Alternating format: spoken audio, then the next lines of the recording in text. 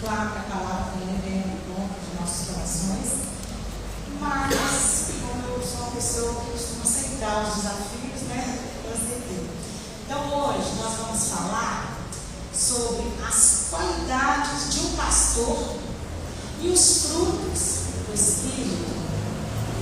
Vamos ler Gálatas 5, versículo 22. Pausa. As crianças estão convidadas a subir para o último infantil.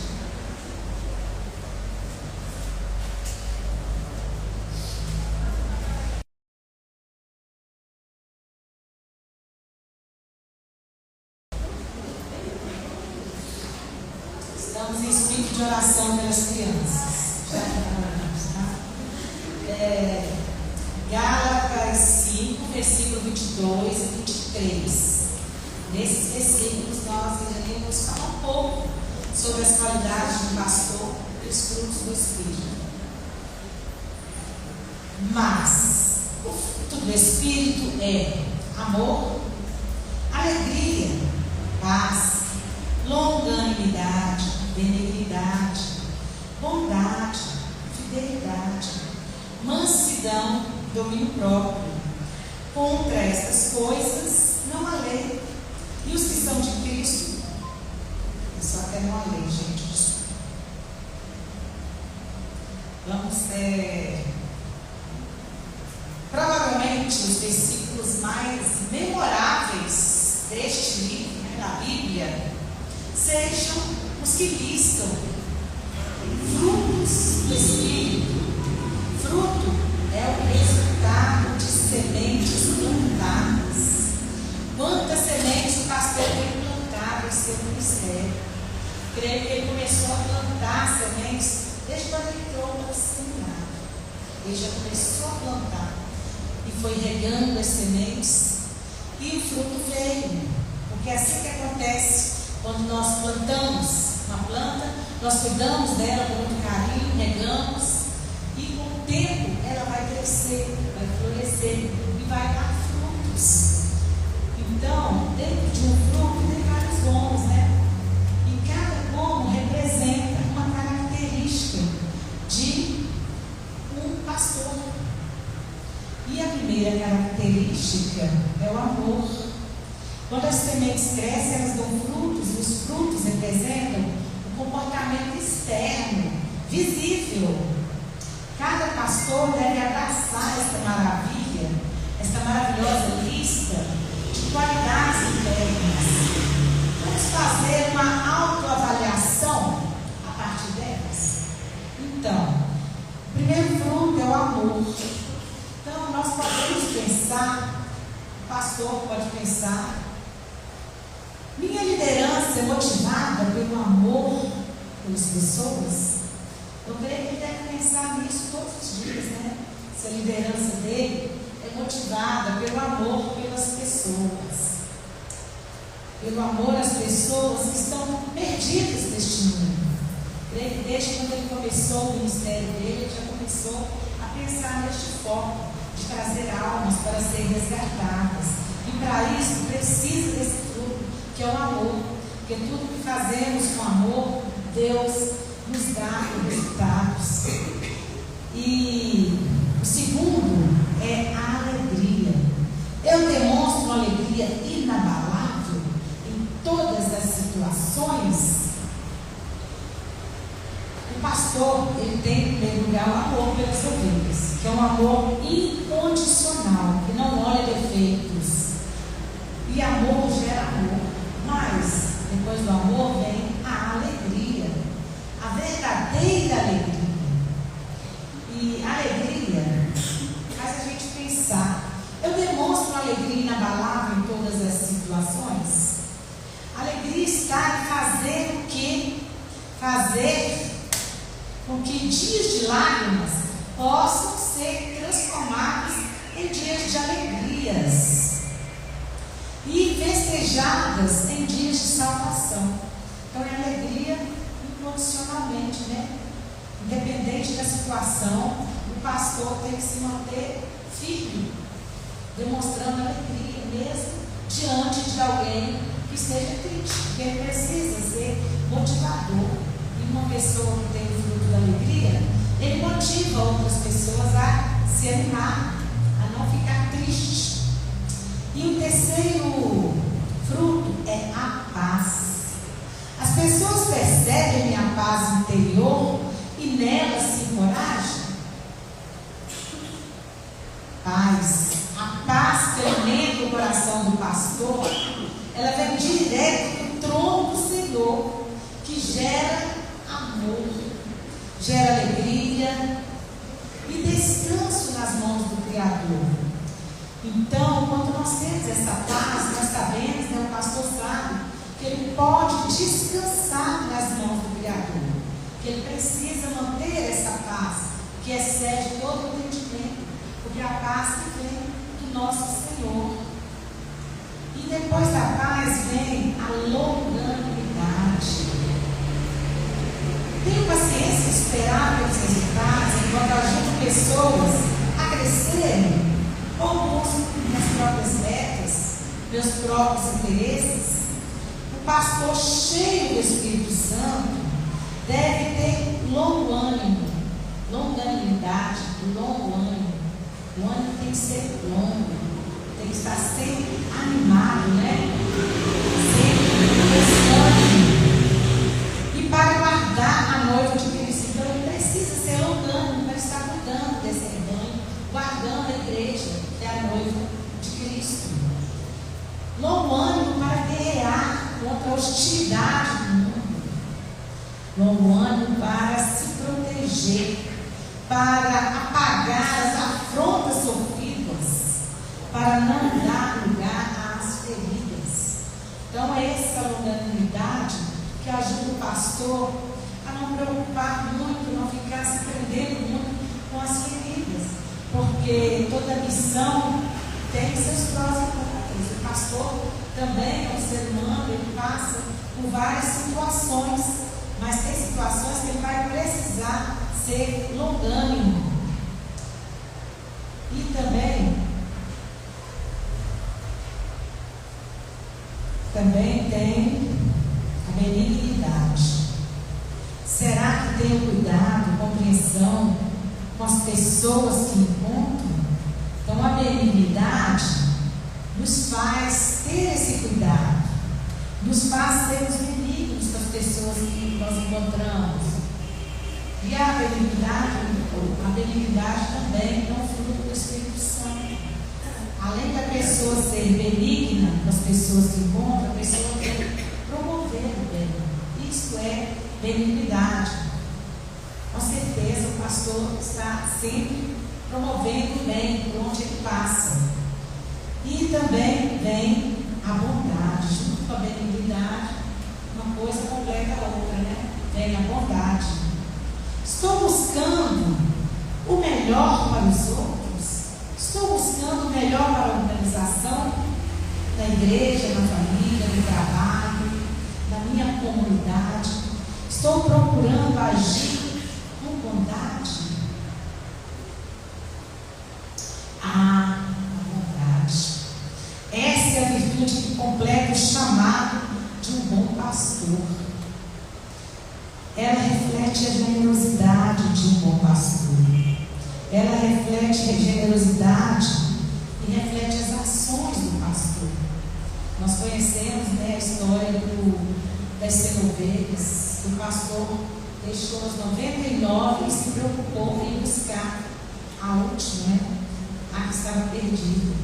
Então, o bom pastor, ele tem essa bondade de preocupar com as ovelhas que estão se perdendo, com as ovelhas perdidas. Ele deixa as 99 na pista, ou seja, na igreja, e vai lá buscar aquela que está desgarrada, aquela que está perdida. Também tem a fidelidade. Fidelidade ou fé. Está ligado, Tem algumas traduções que dizem fé. A fidelidade, a fé está ligada à fidelidade. Se nós temos fé, nós vamos ser fiéis. Fiéis ao propósito de Deus. O pastor é fiel ao chamado de Deus para a vida dele. E ele sabe que ele precisa de todos esses dons do Espírito Santo. Ele precisa muito da fidelidade. Estou sendo comprometido com a minha missão? Qual tem sido minha missão? De fidelidade com o Senhor. Então o pastor todos os dias ele pensa na missão. Ele pensa se ele está sendo comprometido com a sua missão. A fé e a fidelidade deve ser o atrativo para que as pessoas voltem-se a Deus e para que Deus olhe para as ovelhas. Então, a fé e a fidelidade que move o pastor a buscar as ovelhas que estão desgarradas, que muitas vezes estão perdidas. E o oitavo fruto do Espírito é a mansidão. Gente, para mim o maior exemplo de mansidão, muitos falam que é Moisés. É Moisés também, mas é Jesus. Jesus foi manso e humilde. E esse fruto do Espírito Santo, que contém também a mansidão, faz parte da vida do pastor.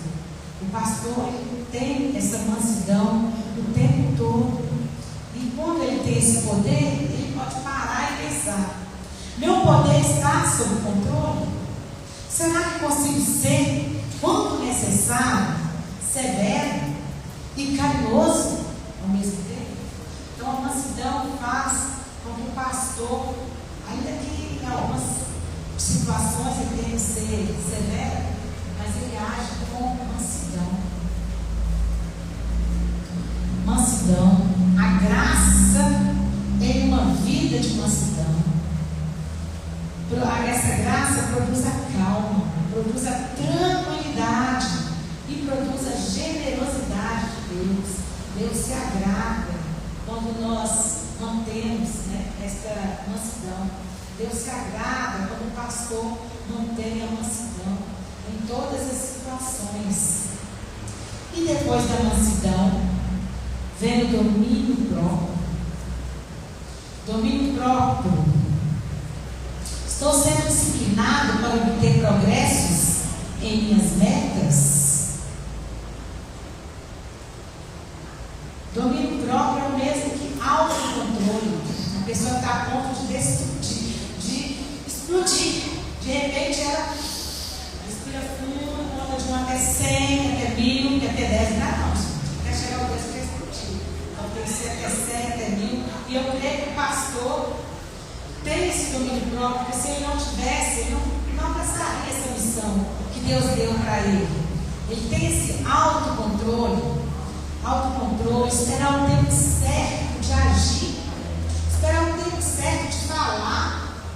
Aqueles que realmente exercem essa virtude, levam todo o